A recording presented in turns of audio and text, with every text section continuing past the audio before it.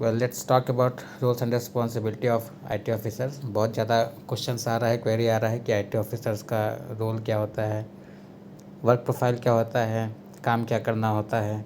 RRB के perspective में ही बात करेंगे बिकॉज आरआरबी का नोटिफिकेशन आ चुका है और अराउंड 91-92 सीट्स हैं फिलहाल। There are many banks which have not reported their vacancies, so the chances are there that they will report some vacancies and vacancies will be increased. So vacancy वैसे भी घटती बढ़ती रहती है। The thing which matters is allotment के time कितनी vacancy है। तो जल्दी जल्दी रूल्स रिस्पॉन्सिबिलिटी पे बात करते हैं। पहले बात करते हैं पोस्टिंग पे। सो मेनली आईटी ऑफिसर्स की पोस्टिंग 3 जगह होती है, हेड ऑफिस में, रीजनल ऑफिस में और डेटा सेंटर में। डेटा सेंटर क्या है? डेटा सेंटर जहाँ पे सारा डेटा स्टोर होता है, जहाँ पे प्रोजेक्ट मैनेज होता है, वो डेटा सेंटर है। मोस्टली आरआरबीज़ का डेटा सेंटर स्पॉन्सर बैंक के साथ ही होता है। पता ही होगा आपको कि आरआरबीज़ का स्पॉन्सर बैंक होता है जिसका 35% स्टेक होता है। तो उनका डेटा सेंटर जहाँ पे होता है वहाँ पे ही आरआरबीज़ का भी डेटा सेंटर होता है, साथ में ही होता है। शायद ही कोई ऐसा आरआरबी है जिसके डेटा सेंटर अलग है। हेड ऑफिस कहाँ है? जहाँ पे वो आरआरबी है। जैसे कि हमारा उत्तर बिहार ग्रामीण बैंक का हेड ऑफिस मुजफ्फरपुर है, दक्षिण बिहार का पटना है, आर्यावर्त बैंक का लखनऊ है, प्रथमा का शायद मुरादाबाद है। रीजनल ऑफिस क्या है? सभी आरआरबीज़ रीजन में बटे हुए हैं।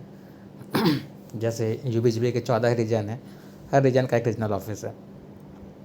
तो आईटी ऑफिसर बेसिकली इन्हीं 3 जगह पोस्ट होते हैं। अब क्वेश्चंस ये भी था कि आईटी ऑफिसर्स को क्या ब्रांच भी दिया जाता है? स्टार्टिंग में तो नहीं मिलता है ब्रांच, बट हाँ, अगर कुछ रिक्वेस्ट ऐसा है किसी रीजन में ट्रांसफ़र का और वहाँ पे आईटी ऑलरेडी ऑक्यूपाइड है तो उस केस में ब्रांच भी दे देते हैं। तो this can be possible, branch भी मिल सकता है। सो आगे बढ़ते हैं। First data centre. Data centre में क्या काम होता है? डेटा सेंटर में यूजुअली प्रोजेक्ट मैनेजमेंट का ही काम है। सारे आईटीज़ के वेंडर्स जो होते हैं वो डेटा सेंटर में ही रहते हैं, जो सीबीएस संभालते हैं या अल्टरनेट डिलीवरी चैनल के जो वेंडर होते हैं या फाइनेंशियल इंक्लूजन के जो वेंडर होते हैं, सर्वर्स एट्सेट्रा जो देखना रहता है, उनके साथ कोऑर्डिनेशन का काम रहता है। जो रिक्वायरमेंट्स हैं वो हेड ऑफिस से या रीजनल ऑफिस से जो प्रॉब्लम्स हैं, इश्यूज़ हैं, वो शेयर किए जाते हैं। वह वेंडर के साथ कोऑर्डिनेट करके उसे रिजॉल्व करना रहता है। रिसेंट जो भी डेवलपमेंट्स हैं उसका यूएटी करना और इशू रिजोल्यूशन हो गया, वेंडर मैनेजमेंट, इसी टाइप का काम डेटा सेंटर में रहता है। नई नई चीज़ें इम्प्लीमेंट हो रहा है। फ़िलहाल डीएफएस का 22 टेक्नोलॉजी अपग्रेडेशन का बात चल रहा है, वो सारा इम्प्लीमेंटेशन हो रहा है। ग्रीन पिन हो गया, केसीसी आईएसएस इंटीग्रेशन, एपीआईज़, इस टाइप का काम रहता है। हालांकि कोडिंग टेस्टिंग नहीं करना रहता है बैंक के स्टाफ्स को, वो वेंडर ही करता है। मैनेजमेंट का ही काम होता है, फॉलोअप करना, रिपोर्टिंग करना, इस टाइप का काम डेटा सेंटर में रहता है। Next is head office. Head office एक एडमिनिस्ट्रेटिव ऑफिस है जहाँ पे पॉलिसी फ्रेमिंग या इम्पोर्टेंट डिसीजन होता है बैंक का। हेड ऑफिस का काम क्या है? बैंक का जो आईटी इंफ्रास्ट्रक्चर है उसको सपोर्ट करना।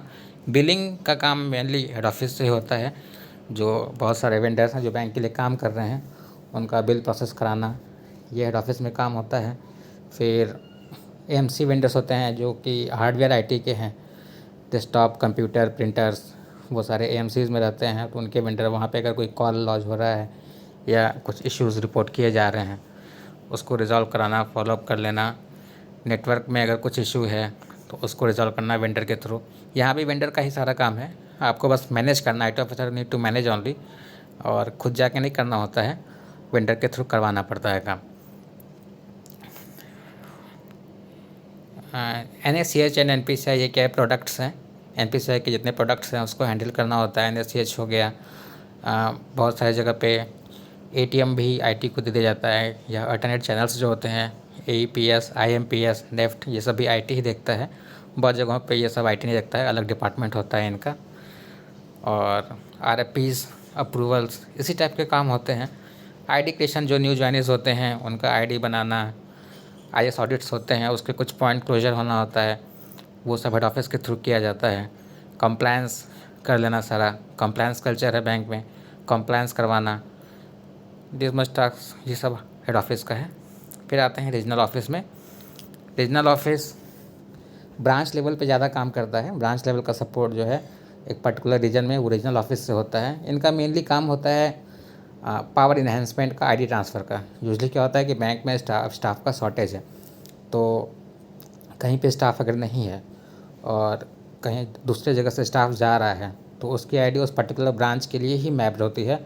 उसको ट्रांसफ़र करना रहता है किसी सेकंड ब्रांच में जहाँ पे वो जाके काम कर रहा है, क्योंकि वहाँ स्टाफ कम था। तो वो आईडी ट्रांसफ़र करना, या फिर हर आईडी का एक पावर होता है। Power in the sense work class होता है।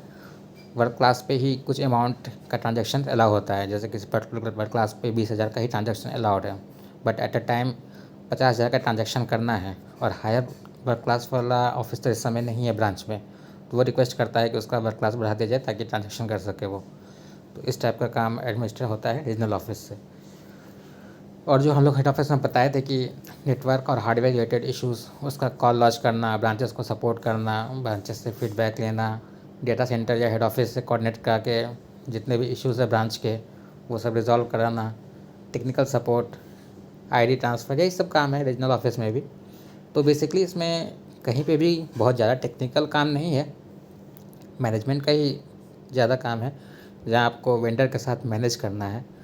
मतलब एक तरफ बिजनेस है जो कि ब्रांच ऑपरेशंस है, जो कि बिजनेस लेके आ रहा है, दूसरी तरफ वेंडर है जो कि सपोर्ट कर रहा है, और दोनों के बीच में आईटी ऑफिसर हैं जिसको दोनों तरफ से लेके चलना है। बिजनेस भी हैम्पर ना हो और वेंडर मैनेजमेंट भी चलते रहना है, क्योंकि वेंडर ही सपोर्ट करने वाला है लास्ट में, और ब्रांच ऑपरेशन भी सफ़र नहीं करना चाहिए।